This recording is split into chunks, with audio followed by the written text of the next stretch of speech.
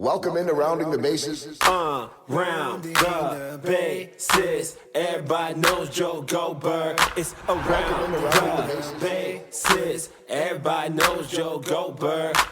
Hello, everybody. Welcome into another episode of Rounding the Bases, presented by Community America Credit Union, invested in you. I'm Joel Goldberg. Shout out to my friends at Chief of Staff Kansas City. I say this every single time because the partnership with them is too good to not mention it. I love working with them. If you're in the hunt for a job, if you're in the hunt to try to find someone to work for your company, at minimum, great resource, amazing people, high energy. Check them out, chiefofstaffkc.com. Making connections that matter. Doesn't matter, by the way, if you're in Kansas City or not. You all know I'm about the connections, and the connection that I was able to make today has really a fascinating story, and lucky enough to grab lunch, get to know him a little bit. And I think that everybody will be inspired, and we'll get the chance to learn from my guest today. So what does it really take to rebuild after losing it all? I mean, I think we all can relate to that to different degrees. My guest today knows all about that. Today we find out, as I'm joined by Chuck Cuda, a man who's done just that and much more. As the CEO of Elevate Cannabis, co-owner of the Oak Ridge Family Social Club, which I attended lunch at, phenomenal, and founder of the award-winning commercial real estate firm, Chuck's exceptionally successful portfolio is as diverse as his story is inspiring. There's a lot here. Serial entrepreneur who recently added the title author to his list of achievements with the release of his literary debut, Ego Strength. It's more than a memoir. It's a masterclass in betting on yourself and transforming pain into purpose for a legacy that lasts. I think you all know as well, I'm a storyteller, but this one I don't really need to tell. It tells itself like a great book. I am joined right now by Chuck. And Chuck, as is the case with many of my guests, I always say where to begin, because very rarely do my guests have more than one thing that they're doing, but very few of them have as many things as you are doing. And all I can relate to is that it's like being pulled in a million directions, and yet somehow through all of it, you've figured out how to be a good husband, a good dad. But I suppose when you hit rock bottom, there's only one way to go. How are you? I'm doing well, Joel. Thank you. It's good to have you on here. Where to begin? Let's not go right down to the bottom right away. I mentioned all of the different business ventures you have, and I don't think that I've covered all of them, by the way, either. I've just hit some of the big ones. I mean, I know you're known as a commercial real estate guy, but there's so much there as well. But I want to begin well before that and well before your adversity, because as is the case with so many serial entrepreneurs, it started at a very early age, and that light bulb went off of, I'm a kid and I need money. I think I could find a way to make money. When did you get the bug? Yeah, I was in high school. Literally, the light bulb went off, and it was a Christmas light bulb. I started a seasonal Christmas light business. I think a guy came to our door and offered to put our lights up for a few $100s. And at that point, I said, wait a minute, this guy's charging $300 to put these Christmas lights on the house. I'm not afraid of heights. I could go get a ladder and I could do this myself. So it started in high school. I ended up doing about 150 houses a year. So it was pretty lucrative, turned it into a pretty lucrative business, and was always looking for the next opportunity. And for a high school kid, that kind of money, that's gold, right? I mean, you could pretty much do whatever you want at that point. For sure. Yeah. I mean, that was a lot of money at the time, no doubt. And at that age. And at that age, right. I mean, it's like now you sit there and not to, downplay anything, but it's like, you get a few $100 in your pocket, and it's like you are the king at a teenage age like that. Now you got a million things going on. And this book, by the way, too, Ego Strength. And I mean, hopefully you're okay giving away some of the story, because I promise everybody that you'll find a lot in here, whether you know Chuck's highest of highs and lowest of lows. But before we talk about the betting on myself piece of this and where the betting took you and where it has taken you, just answer me this question. You'll do it better than me, but I found, and I told you this, that as I was reading this, I thought, boy, I'm doing so much work right now just on myself, on growth, on, I don't know, all this stuff that we do as we get a little bit older. The younger generation's doing it earlier than we ever did as well. And as I was reading it, I thought, boy, I didn't know that this is what it's called. Ego strength, or at least I hadn't thought of it in terms of that. Explain ego strength, because I think it's a really powerful concept.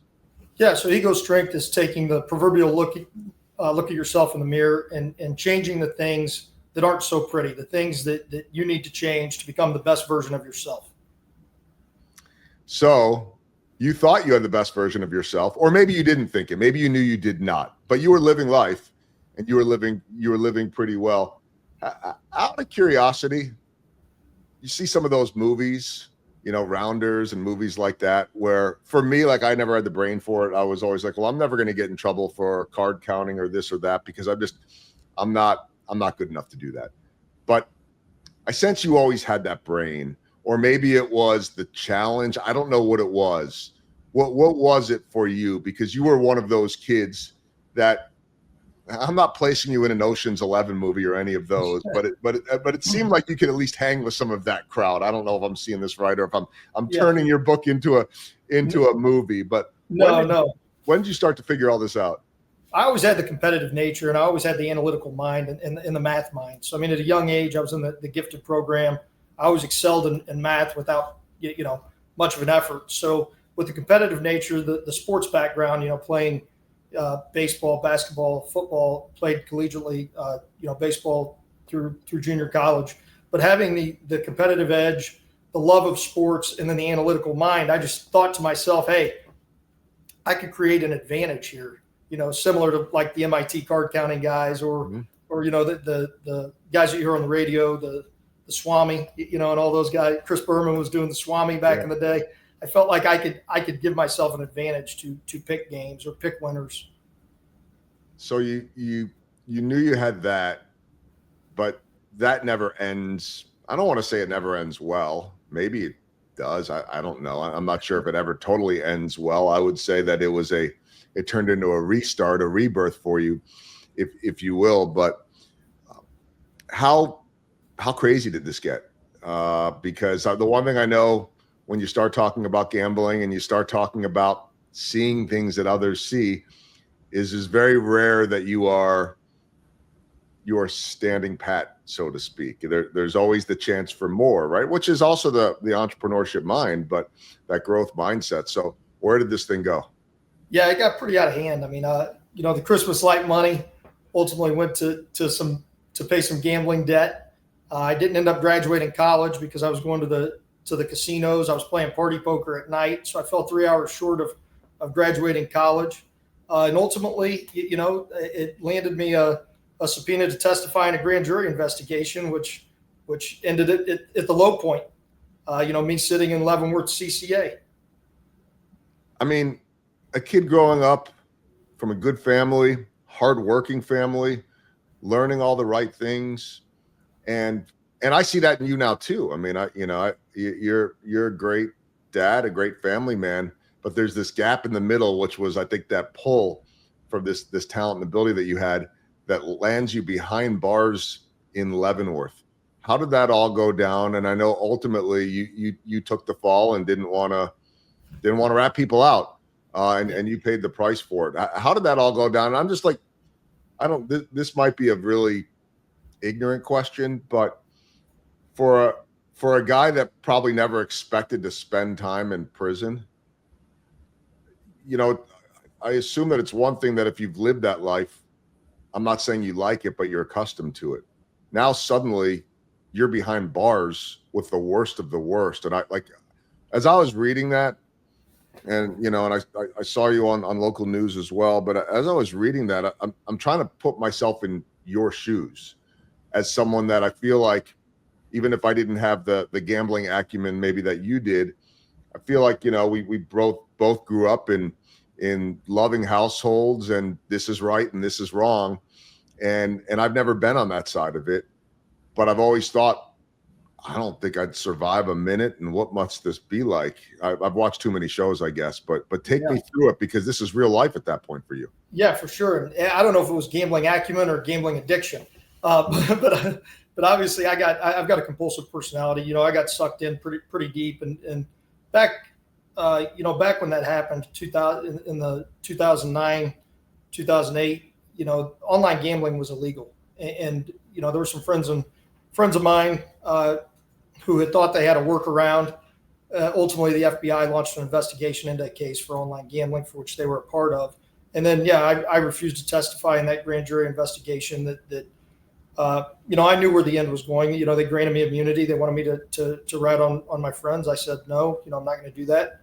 And it led to civil contempt of court, which was the potential to be in prison for up to 18 months. Now, the mindset going into that is, I've always made it through difficult times. My biggest issue at the time was, hey, I just bought a house. I was like 20, mid 20s, and I had a house. I had responsibilities. I had a job, a career, where I was respecting the community. I had a great mentor and my uncle. They put a lot of trust, time, effort, and energy getting me to the point that I was in. And I really didn't want to let my family down, have this perception of the community that I was a failure, or that I was a compulsive gambler or addicted to gambling. I was more worried about what people were going to think of me than me taking care of myself in jail. You know what I mean? Yeah. So that's the looking in the mirror part that comes, but how did you survive in there? And I know you write about it in the book too. Yeah. I mean, I don't know if I'd say like you put your entrepreneurial skills to use. I would say in some ways that you did. You became very useful and a piece for people to rely upon in there, right? Yeah. So not a lot of guys get money to their books. Not a lot of guys get books that they can read. They don't have commissary. The place that I was in was really just it was a holding facility for inmates that were coming from different prisons, waiting to be transferred, or they were coming waiting for sentencing. So they weren't there. They didn't want to spend a lot of money. So I started a commissary store where I would just kind of sell them maybe one sausage for a few bucks over what I would buy it for in the commissary. If they wanted to send something home to their loved ones, they had pictures. I have an artistic talent. I would draw them pictures, and then they would send money to my books. I found different ways. I was a pod porter to get extra meals, so I would work, to clean the pod. I found different ways to put that entrepreneurial spirit to work in there for sure. So life-changing, right? I mean, is there a Chuck before and a Chuck after? Is that too simplistic? No, it's 100%. It was 100% life-changing. And looking back at it, everybody says everything happens for a reason. That allowed me, like you said earlier, I may have thought I was the best version of myself, but I wasn't even close. That allowed me to come out and now have the perpetual growth mindset and constant improvement. I'm still not the best version of myself today, and I hope I'm better tomorrow and the day after that, and the day after that. And I don't know that we'll ever be the best version, but that's the goal, right? That's the goal, is to keep trying to get closer to that. So you get out, you're looking in the mirror, and you referenced your uncle, and you write about this in the book. You got a little bit of tough love there. And I think the sense I get looking back is that now not only does that make sense to you, but that you're glad that it happened. But what I sensed in reading the book is that you expected him to be there for you when you got out, and it wasn't quite that easy, right? Like family's family, but there was going to be a price to pay for this. And the same guy that taught you so many lessons growing up, it looks like taught you more lessons as you were at this point in your life. Tell me a little bit about how that helped, how that shaped you, because you do come from a loving family, but there was tough love involved there. Yeah, that shaped me. Arguably, that was pivotal for my growth and development. So when I met him and he told me that position wasn't going to be available, it shook me. Here I was protecting my friends out of loyalty, and I expected some type of loyalty. Now I'm glad that it wasn't there, because that lesson allowed me to reflect and say, wait a minute, he sees me as a proverbial limp, right? He used to tell me all the time, hang around people that walk with a limp, sooner or later, you'll walk with a limp. And it allowed me to refocus and say, I'm that guy, right? I'm that guy that's limping. I really need to make more significant changes than I've already made. I mean, it makes sense, but at the time, it has to have been so emotional, right? I mean, something you were counting on, and then you realize, wait a minute, this isn't there. It was crushing. Yeah, at the time, I told him, this is going to be the biggest mistake you ever made. And I'll never forget the words coming out of my mouth and where we were, at J. Alexander's over off Metcalf. It's one of those memories that's just etched in your mind forever. So what happens at that point, Chuck? Because where you were at that point, could have easily folded. I know that's not in your nature, but to go from there to where you're at right now, such a successful entrepreneur and your hands in so many different projects and so many successful businesses too. How'd you get from there to here? Yeah, hard work, hard work and sacrifice. So at that point, I knew I needed to get back into commercial real estate. I knew I needed to allow myself the opportunity to have a sky's the limit potential with no, no W-2. But I wasn't given that opportunity. I met with several brokers in the commercial real estate world in Kansas City, and the only position I got offered was a property management position until one day a friend of the family, Vic Cascio, said, "Hey, I want you to hang your license with me." That was great, but at the time I had already committed to driving a vending route. So I was driving a vending route, from basically 5 a.m. in the morning till 12 at night. My dad and brother-in-law were working at UPS. They were working nights at UPS. So I was working nights during the week at UPS from 7 to 10. And then I was bartending at Oceans of Fun. So I was trying to fill the gap of, hey, let me make enough money to live while still freeing up time during the day where I could get back into that brokerage and I could get back into the career and the vocation that I wanted to be in with unlimited potential. So it ended up looking like me working, 120 hours a week. But, that's kind of how it starts. I mean, that's how it should start for everybody. Unless you're handed it, and look, some people it's passed through the family, but this is, I know the inspiration is the family, but everything comes from the hard work. I mean, what you described there is what I remember doing in TV at 22 years old. I just didn't have to redo it again at another level, right? It's a little. So you went all the way back to go forward. What are you thinking when you're driving those vending routes and all of that? Because the guy that owns, the club now and the different businesses, I'm guessing that thinking back to that has to be a I don't know if humbling's the right word, or it keeps you motivated. Maybe you don't even need that at this point anymore. But when you think back to being behind those bars, when you think back to driving those vending routes at all hours of the day, it's gotta do something for you, I would think.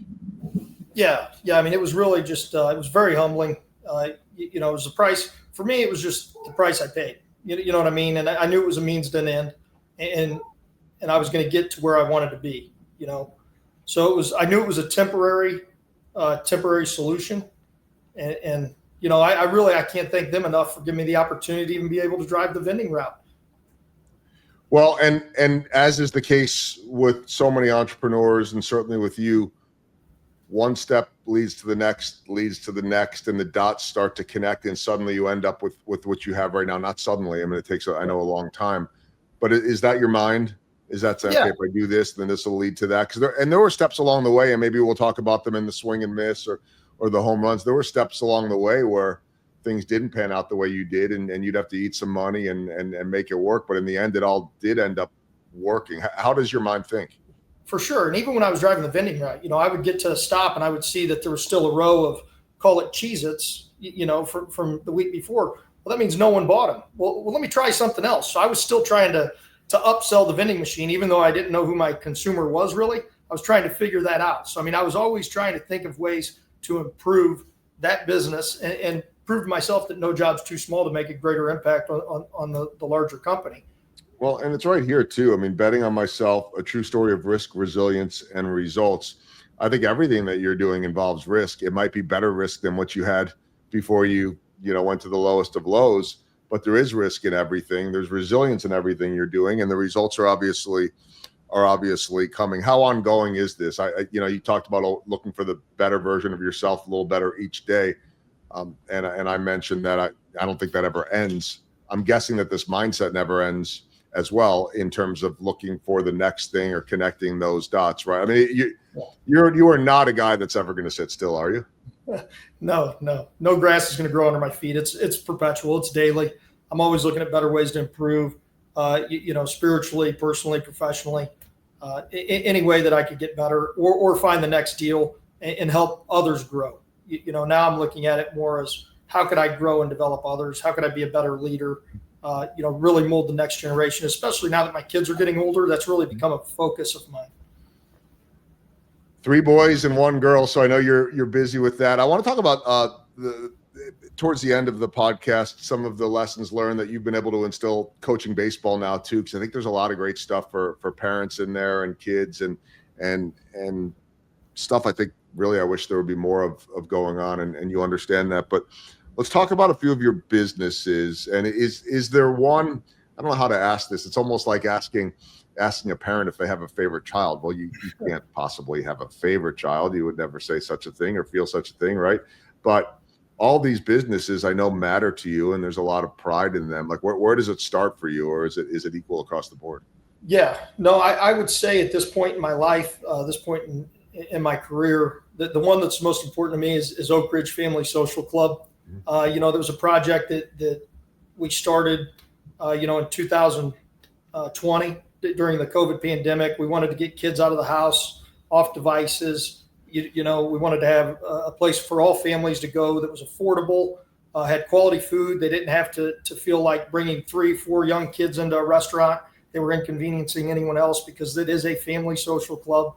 And I just wanted a place where our legacy could live on, my legacy could live on. And even though at some point I want to make money, this is more of a passion project. It's more of a legacy project. It's a place where families could come and make memories, which I think is crucial, and leave something behind for generations to come. Yeah, I think the name of it is great. Just the Family Social Club, because walking in there and you and I had lunch, and food was excellent. Again, I'll just give my 2 cents on that one, but there was a family feel to it, right? And to be able to have that for your kids and for the community. I think if I remember correctly, you told me you were passing by it one day, and maybe one of your boys said something about getting it, right. And let's be honest, not a lot of us, if we're driving by and our kids say we should buy that it becomes a possibility. But again, I think that's your mind and certainly the resources that you had. Tell me about how it came about. Yeah, so I was bringing my son Johnny, actually.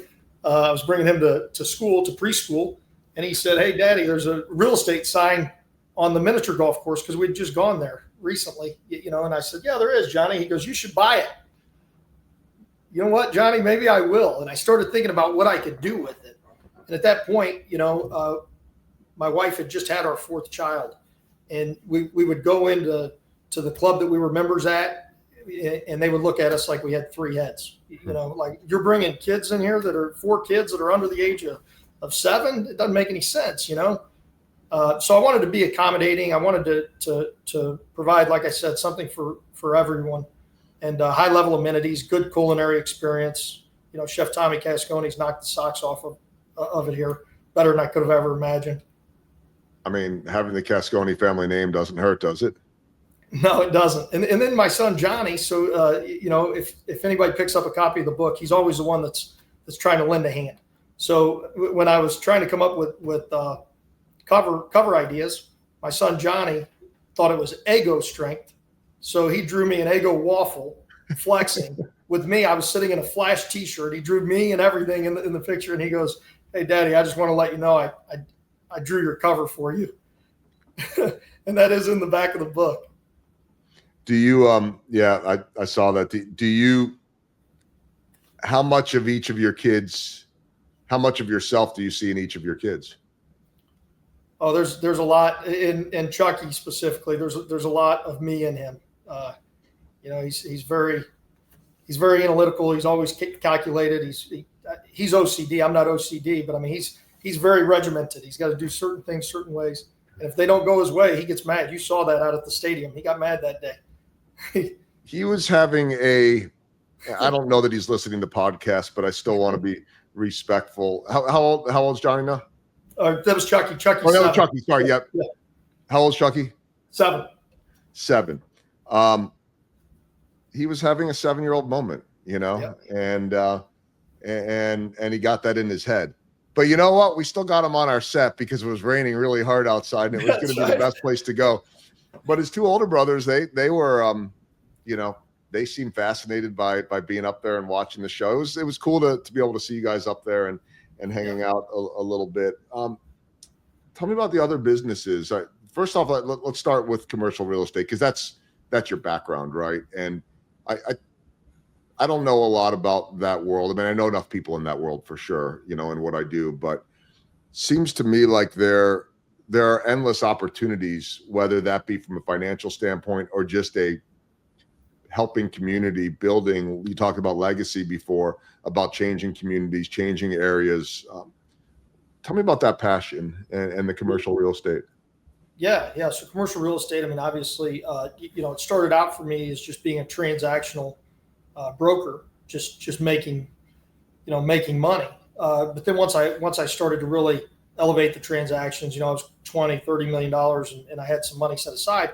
I started looking at projects that were vacant, that were blighted, maybe distressed opportunities where I could turn those assets around and really have them, be community building projects. One of them specifically I did in the Northland was actually the first large vacant deal that I did. It was about 30,000 square feet, and it was vacant for a number of years. But I remember going into this, Kalia's Apple Market that was the main tenant at the time when I was a little kid. I'd go in there with my grandfather and buy fresh baked bread on Sunday. I bought my Letterman jacket there in high school. I used to pick up Pizza Hut that was in line when I was in high school. There was a clinic in there where I'd go to, and now it had just sat empty for 10 years. And that became a project that not only did I see as an opportunity to make money, but it was an opportunity to bring a project back to life that was so important to my childhood. Mm-hmm. So, then I started just investing, from the commercial real estate side. I started investing in various other assets and viewing it as more of a passive income stream, as well as building the brokerage business itself and bringing on other brokers to try and lead them and guide them into the direction that we wanted to take OPES. So, I mean, that's obviously a big piece. And then, that's something that certainly is in your background, but the cannabis piece to it it seems to me like right now everybody wants a piece of that. I mean, that's where the world has gone. And I don't know, you and I are, too young to know what life was like right after Prohibition or something like that. But this is a different time and an era right now. And to me, it's a transitional one. There's still a lot of stigma involved, but yet it's becoming a little bit more and more normal and acceptable every day. When you went, how did you get into that business, first of all? And how did you balance we're not today where we were before. I don't know when the turning point was or if that turning point has happened, but I certainly know the younger generation, it's like, yeah, whatever, that's just legal. And that's the way it is in a lot of places. Some of the older generation is going to say, as they're sipping their cocktail, wait a minute, that you can't do that. So it is becoming more. How did you make that decision to go into what clearly is a very lucrative business? Yeah. So I actually made the decision to go into that when they were first legalizing it here in Missouri. It was going on as a ballot initiative. And I just wanted to do it from a passive income perspective. Every other business that I'd had, I'd been hands-on, whether it be recruitment, whether it be strategy, development, et cetera.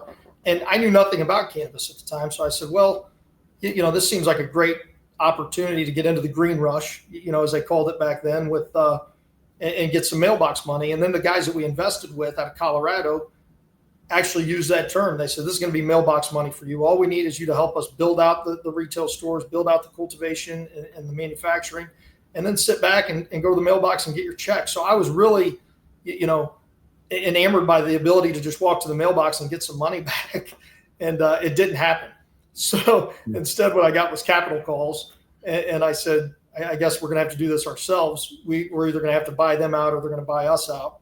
And then that's how I got totally involved in cannabis, is through just operational differences. We didn't really agree with the strategy that they were taking it. And I told our other partners and some friends and family who I had invest, I said, listen, we're going to buy our operational partner out or they're going to buy us out, one or the other. And we ended up buying them out in July of 2022. So it's been a little over 3 years now. And the world's different 3 years later too. Where's it going? Because to me, they're popping up all over the place. Again, It's becoming much more normalized and an acceptable, not just an acceptable form of entertainment, but of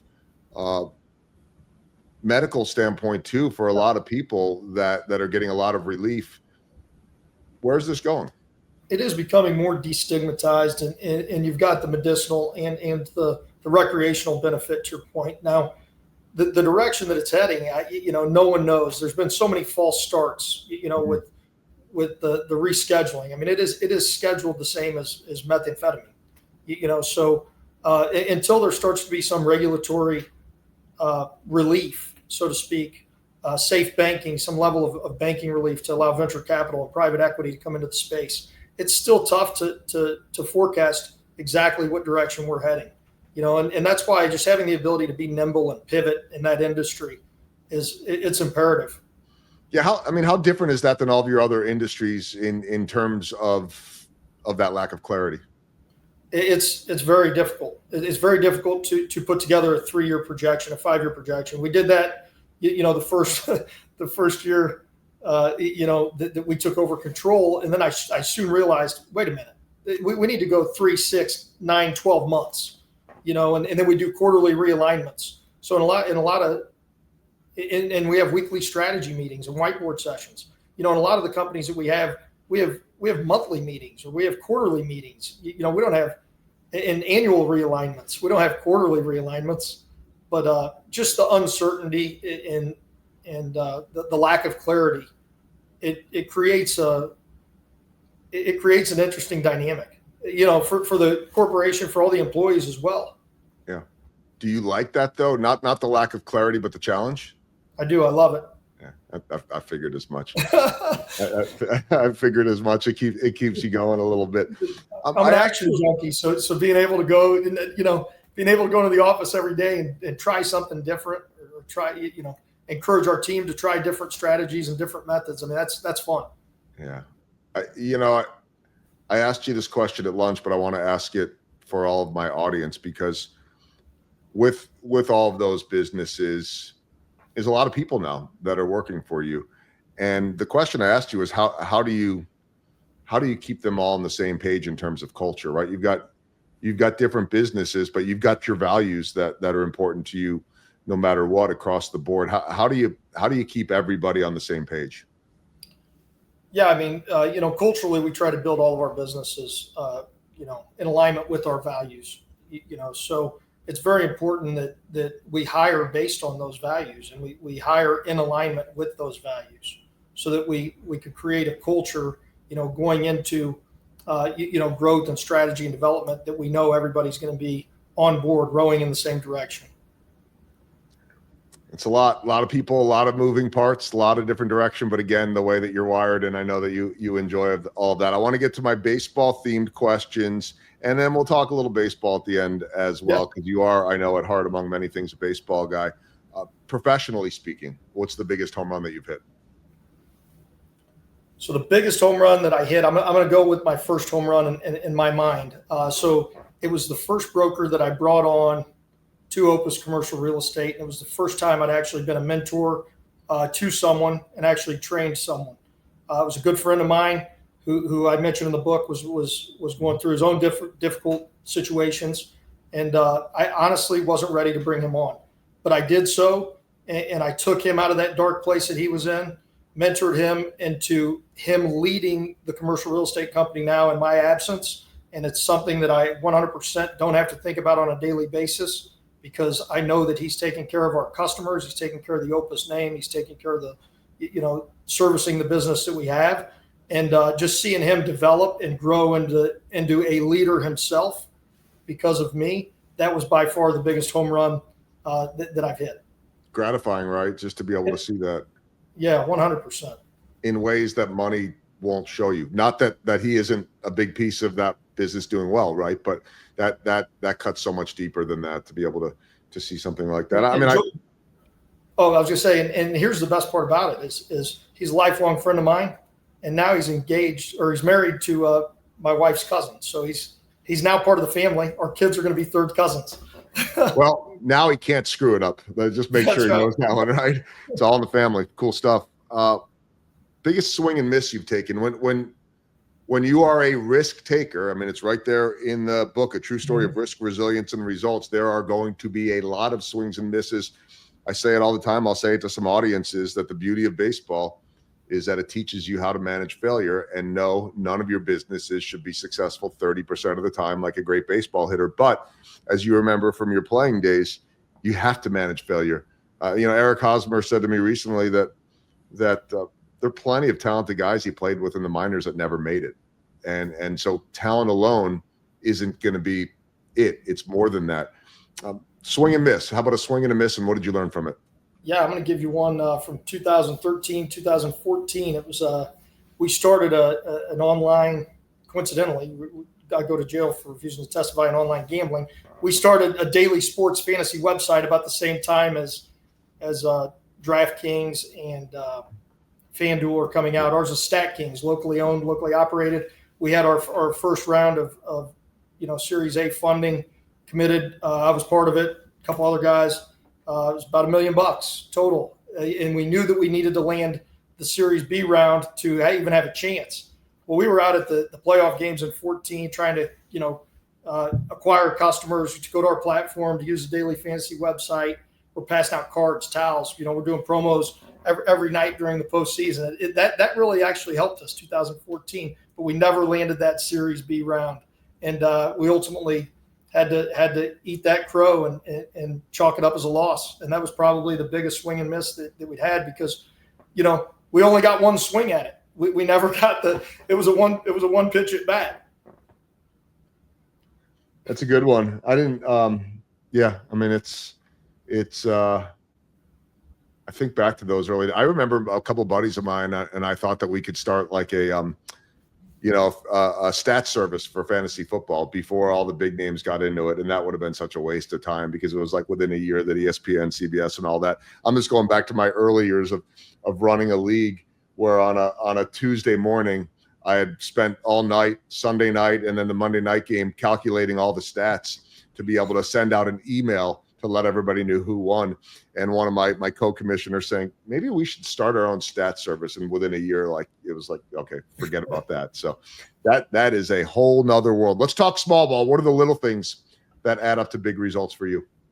Yeah. So relationships are everything, right? So, coming from a position of value, planting the seed, gardening, cultivating that relationship, the little things that you put in to those relationships coming back in big returns. So, I perceive small ball as the little things that you're going to do to continue to cultivate and build those relationships, and then grow your business organically through those relationships. As a matter of fact, when you look back at the book, not to give too much here for the listening audience, but a lot of those stories are relationship based. A lot of almost all of when I think about, where I am today and what is important, that's why Oak Ridge is so important to me. The book is Ego Strength, and I highly recommend. A nice hardcover book too. I mentioned that to you when I saw it. Just got a nice touch to it, and there are no Eggo waffles on the front cover, but it's still a great cover as well. All right, let's get to the 4 final questions as we round the bases. I told you I'd want to hit a little bit on baseball. You were reading my first book, which has my favorite story of all time, and really the story that I tell with a lot of my speeches, and it's relationship based. It's about Albert Pujols and why it took me 7-8 years to earn his trust, and how I could have done it a lot quicker if I'd really understood what I was doing and what I've learned from that. You have a little bit of commonality with Albert Pujols in terms of where you played college baseball, right? Yep, that's right. Tell me about those college baseball experiences and playing in the same spot. You did not go on to the baseball career that Albert Pujols had, but that was one of the truly great stories coming out of the Northland. Yeah, for sure. No, claim to fame is I struck him out in high school, actually. He was a senior when I was a sophomore. So he was at Fort Osage. I was at Winnetonka. But then, once I ended up going to Maple Woods and pitched and played third base there. And, he was a Cardinal at the time, but he would come back and practice with us at Old Ball Game out at 135th or 138th and Holmes. That's what it was called. Him and Sweeney would work out there. Well, he would come down and, Coach Kilgore at Maple Woods would just rip him balls at third base, and had a full infield in there, and just being in the same vicinity as him at that time. I think he'd already won Rookie of the Year maybe at that time, or he was getting ready to. Pretty cool experience. I was there with him. I was there when he began in 2001, and it was He wasn't even supposed to make the team on opening day. Bobby Bonilla got hurt in the last exhibition game, and they called him up because they had an opening at third base, and he was playing some third and left field, and goes on to be one of the greatest hitters in the history of the game. To me, the most feared hitter I ever covered. Bonds might have been more so, but I only covered Bonds in small stretches. Probably the best right-handed hitter. Best right-handed hitter. I mean, for me, at least not in my lifetime, but in my broadcasting career, it would go Pujols 1 and Miguel Cabrera 2 for me. But I mean, it's hard, like, how do you compare guys like that to, the Ricky Henderson types? He was before my time, but I certainly, grew up watching him. How do you compare Ichiro Suzuki to Aaron Judge, right? I mean, that's the beauty of baseball, is that they come in different sizes and packages. Okay, second question as we round the bases. The beauty of being successful is that it affords you opportunities to help others. Tell me a little bit about the Opus Charitable Foundation. Yeah, so Opus Charitable Foundation is a foundation that we started mainly to give money to LLS. My dad's a non-Hodgkin's follicular lymphoma survivor. I actually had the honor to donate my bone marrow to my father in 2017, and he is cancer-free to this day. But I started the foundation specifically to raise money for cancer research, and now we're doing so much more. Here in the local community, we've probably raised as a foundation about $3 million, and we've given a lot of that to cancer research, given a lot of it to FACE Foundation for autism, Next Step KC, which does spinal cord injuries, paralysis, various other direct gifts, family assistance, Ronald McDonald House, Big Brothers Big Sisters, right on down the line. So I mean, we give all of our proceeds back to other 501c3s, and our main pillar is still cancer research. As a matter of fact, we're having a gala next year, Green Tie Gala in August, and our goal is to raise $1 million for pediatric cancer research. Opus Charitable Foundation committed $1.75 million to Leukemia Lymphoma Society's Dare to Dream initiative, which is a 3-year initiative to raise $175 million for pediatric cancer research. Impactful stuff. And I'm going to pardon the pun, I'm going to bet on you on that one, because I know you'll get it done. I have no doubt about it. All right, third question. I want to end on the inspirational note, so I'm going to make my third question before the walk-off just about all your businesses. I've mentioned it, as I do to all serial entrepreneurs on the show, that you're never, I don't know if satisfied is the right word. You never sit still. There's always something else going on. Are you eyeing, and if I'm not trying to uncover secrets here, you'll tell me what you want or take me where you want to, but what's the next big thing for you? Oh, that's a good question. I want to continue to obviously grow the cannabis company. But we started a professional employers organization, PEO, recently to house our employees. And I think going out and trying to scale that is something that I'm looking at doing. All right, let's go with the big walk-off here. And I'm just, I love inspiration. It's what I like to do with this show, and certainly with my speeches. The book, Ego Strength, Betting on Myself, a true story of risk, resilience, and results. Chuck, you hit the lowest of low. You came out on the other side a better man. Two-part question to walk this off, so to speak. One, what's the biggest lesson that you learned about yourself? And two, what advice can you give to others? It may not be a prison thing, but everybody hits the lowest of low at some point. It'll be different for everybody. We all know that feeling of, I've hit rock bottom. What else am I going to do? And I want to know what advice you have. So what did you learn about yourself, and what advice do you have when you have hit rock bottom and have nowhere else to go? Yeah, the thing that I learned about myself more than anything is I'm not anywhere near perfect.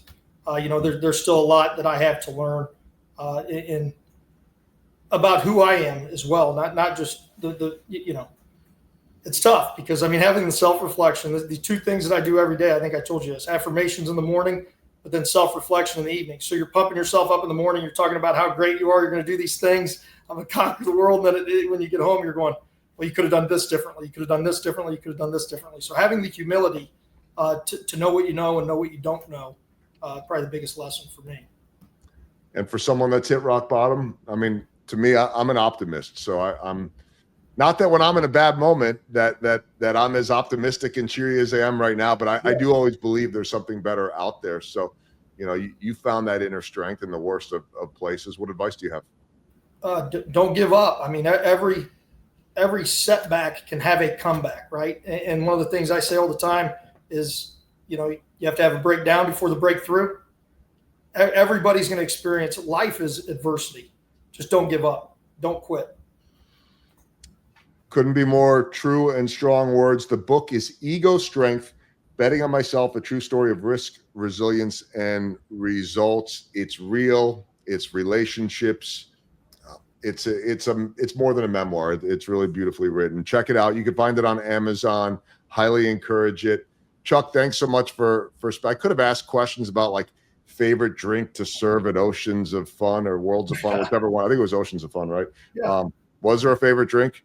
Long Island iced tea. Of course it is. Have that Long Island iced tea and the gross water. It's not gross water. It's fine, by the way, for all the good people out there. I like the water rides better than the roller coasters anyway. I'm too scared for that. So I'm the guy that would probably grab the Long Island iced tea and get in the water. The early days for Chuck, and things are obviously in a great direction now. Congratulations on the success, but more importantly, the family that you've been able to raise, and your wife and your 4 kids. I've had a chance to meet all of the males in your family. I've not met your wife or your daughter yet, but hopefully that'll happen at a certain point. And really appreciate you spending time today on Rounding the Bases.